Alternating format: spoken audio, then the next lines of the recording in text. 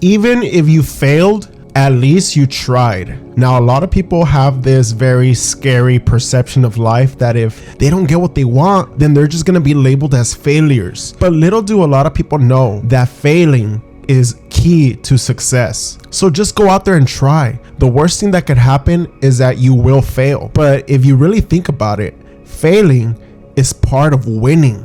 Because imagine you're over here trying to hustle for your career. Like, for example, for myself, I'm trying to do this YouTube stuff. I need to fail if one day I plan to be successful. I will never get that feeling of success if I didn't fail beforehand. So failing is part of life. Failing is something that has to happen to everyone at some point. You are gonna fail. But it's what you do with that failure that will ultimately determine whether or not you will succeed. Because a lot of people, they fail and then they just stop because they think that failure is gonna follow them all the way to their gravestone. But no, use that failure and turn it into knowledge, and turn that knowledge so that you could improve and one day succeed. So I'm doing this YouTube stuff. And maybe you don't have to do YouTube. Maybe you're doing a side business. Maybe you're doing a small coffee shop. Maybe you're doing something. You're an entrepreneur. You're a hustler at heart. And a lot of people, they tend to just not do anything because they're scared of failure. They're afraid to start that small business. They're afraid to do a YouTube channel because they're scared of failing. They're so scared that they don't even take action. They just sit there in the computer. They just sit there in their couch and they think, man, one day I'll start that business. One day I'll start that coffee shop. One day I'll start my YouTube channel, because they're so scared of failing that they don't take that leap of faith into the action. And sometimes, whether we want to or whether we like it or not, we need to take that leap of faith. Without that leap of faith, we're not going to know the what ifs. What if you succeed? What if your business takes off? What if your YouTube channel blows up? You never know. And you're never going to know if you never try. And guess what happens when you try? You could fail. So failure is part of succeeding. It's just your perspective on it. If your perspective is positive, you're going to use that failure and you're going to turn it into experience.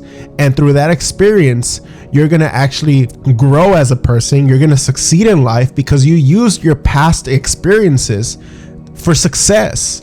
Now imagine if you take that failure and you're like, man, I'm a failure. I can't do nothing right. My parents were right. My coworkers were right. My cousins were right. My girlfriend was right. My boyfriend was right.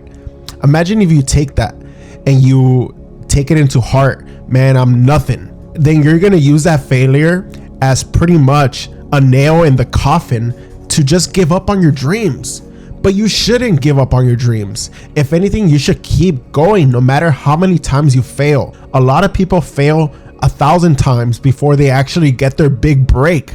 How many times are you willing to fail? How many times are you willing to get laughed at?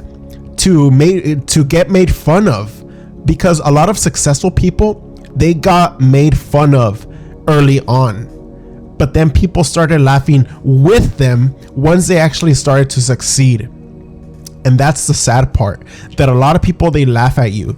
They think your dream is a bunch of nonsense. They're not with you. They don't support you. They just look at you from far off and they just think, man, that guy's crazy. That girl's crazy. That business is never going to take off. I don't know what they're doing. They're wasting their time. But then, oh no, you get that big break. Your YouTube channel starts to take off. You get 300,000 views on that one video you thought flopped, but then all of a sudden it got kicked off in the algorithm and now it has over 1 million views. Then you start to get millions of subscribers. Or not even YouTube. What if your small business starts to take off?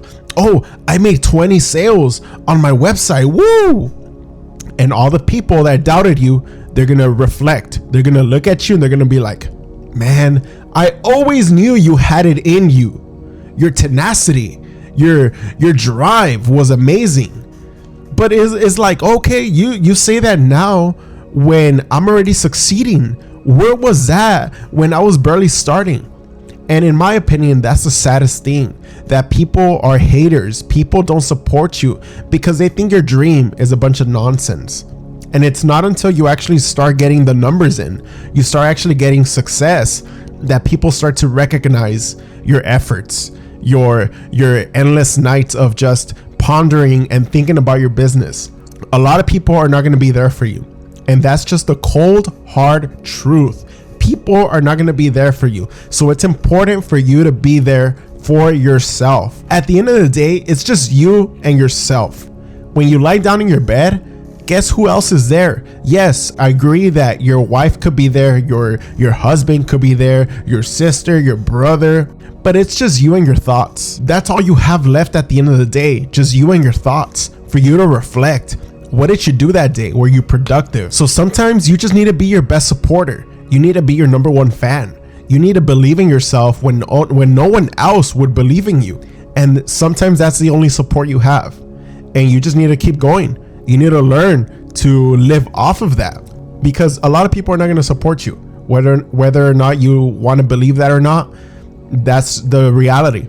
Or maybe you are the exception. Maybe there is a lot of people that actually do support you, and that is a blessing, because not a lot of people could say that. So for example, me, myself right now, I'm doing this YouTube stuff. Yes, my wife supports me. Yes, my family knows I'm doing YouTube, and they could probably say, oh, my son is doing YouTube, and I accept what he's doing.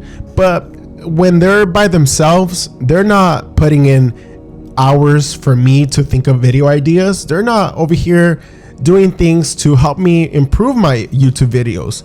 At the end of the day, it's just me and myself. I'm the one putting the efforts into editing the videos, into recording the videos, into producing the videos.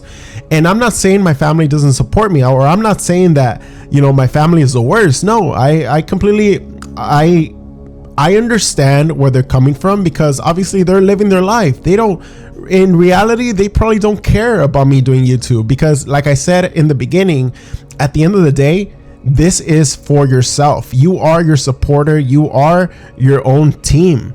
And it's not until in the future where you decide to get a team of 10 or a team of 3 people to help you with the YouTube channel.